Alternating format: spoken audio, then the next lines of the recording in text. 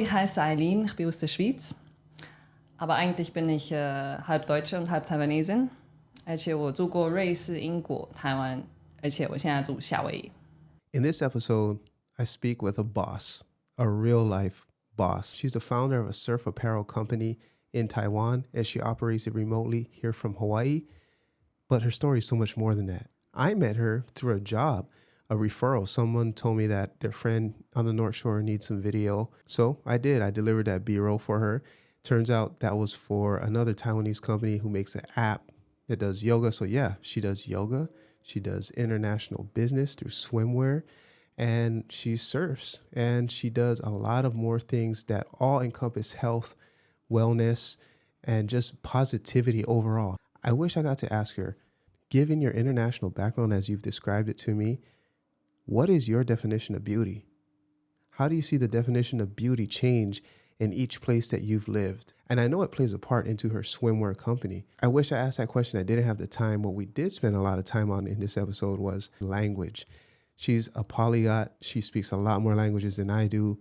Me, I barely speak two. But it's this weird combination in Hawaii where we are exposed to multiple languages, but we very much prefer English. Maybe that's just because that's what it's like in America at large. But as diverse a place Hawaii is, surprisingly, we both talk about how we don't hear as much languages as we think we should. It doesn't match the expectation, right? Quick side note, we do talk about the written language of Taiwan, and then we fact-checked after we stopped recording. So the comment she makes about when the written language of Taiwan started, please give her a break. We're not playing Jeopardy here. This is just two friends having a conversation. As always, if you want to support our guests, check the links in the bio. And if you know someone who should hear this content, please share it. Support. There's a lot of ways to support. Check the links in the bio, not just to support this podcast, but to support our guests too. This podcast isn't about me. I had a great time talking with her.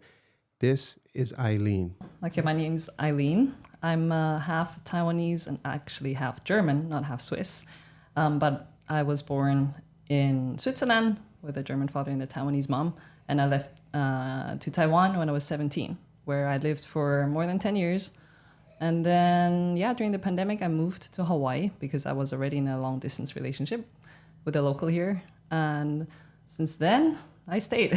Yeah, that's like the super short version. So you were 17 when you moved to Taiwan? Yeah. But when you grew up, I know Switzerland is a very multilingual country.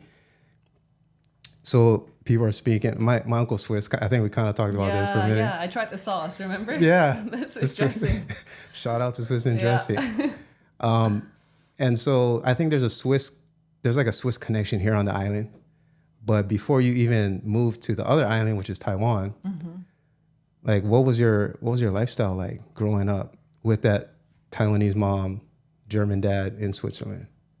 You mean my lifestyle in Switzerland? Or what was it like growing up? In Switzerland, it was very safe. I felt very lucky, like very blessed. You know, the education system was good. I could do hobbies. I was pretty free, you know. And I went to England for 2 years too when I was 5 years old. So that kind of gave me like a different perspective on how lucky I was as a child in Switzerland. Yeah, I had like good teachers in primary school, and then I went to high school. Our school system over there is also a little bit different, and now like going around the world, I think we do have a pretty like awesome school system. Yeah, Switzerland. The education there, I have to give them props for that. Yeah, really, it's like very accessible, and they have many different pathways to achieve your education. Yeah. For is it like no one pays tuition? Yeah, actually, you can go without tuition all the way to university, and in university, if you take the public ones, actually you only have to pay for the sign-up fee. The application fee, you don't have to pay for the tuition itself. And the level is the same?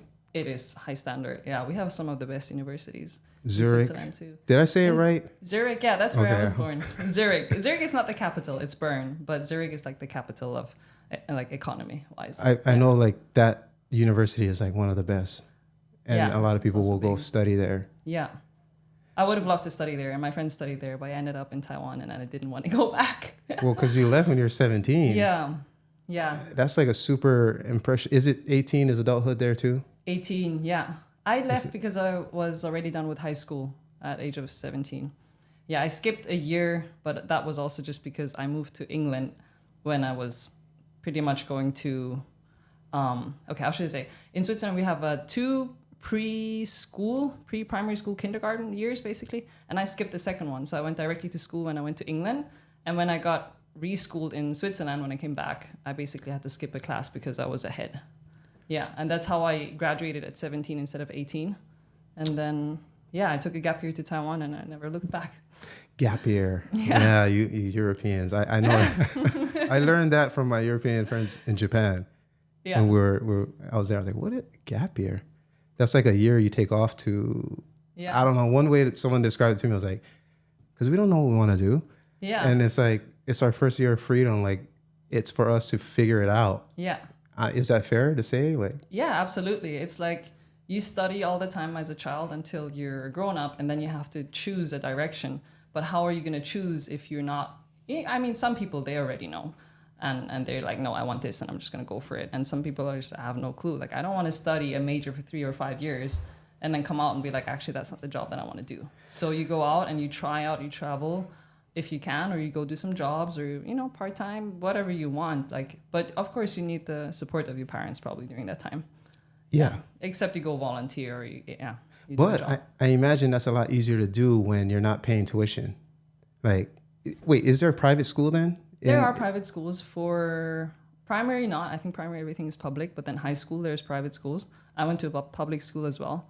And then there are other, I don't know about the universities. I'm pretty sure there's like more private ones where you actually have to pay tuition, but most of them are actually affordable for everyone. Is it similar to like America where the more you pay, the better your prestige is, the more your alumni status means? No, it depends on the university you go to, and the public ones are good. They're, super high standard, and it's up to you. They're just not hard to get into, but hard to pass the tests. Right? To like graduate and perform. Exactly. Wow. Yeah. And then I'm curious too, with that interracial, but international household, what language are you speaking?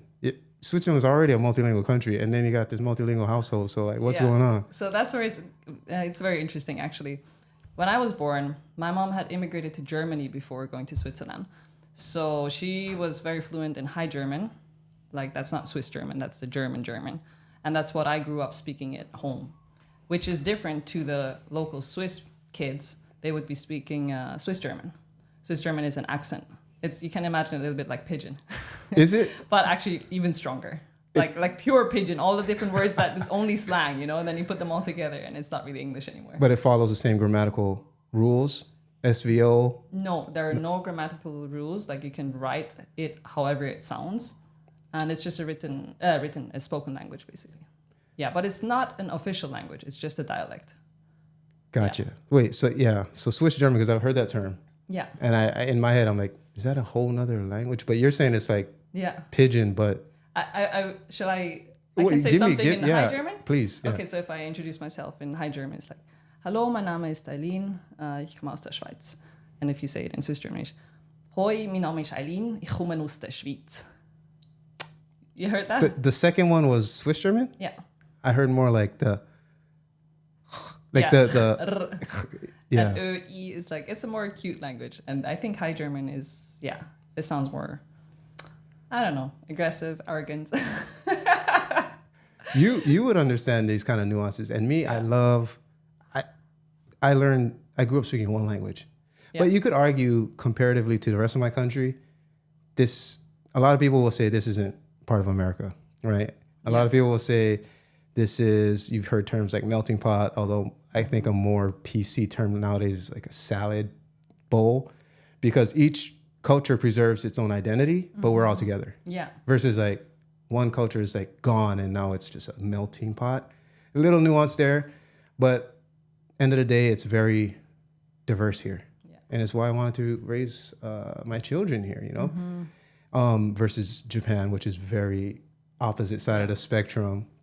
Both island countries in the Pacific, but very, very different when it comes to this point about multiculturalism. And I grew up as Black Japanese, so like I know about it.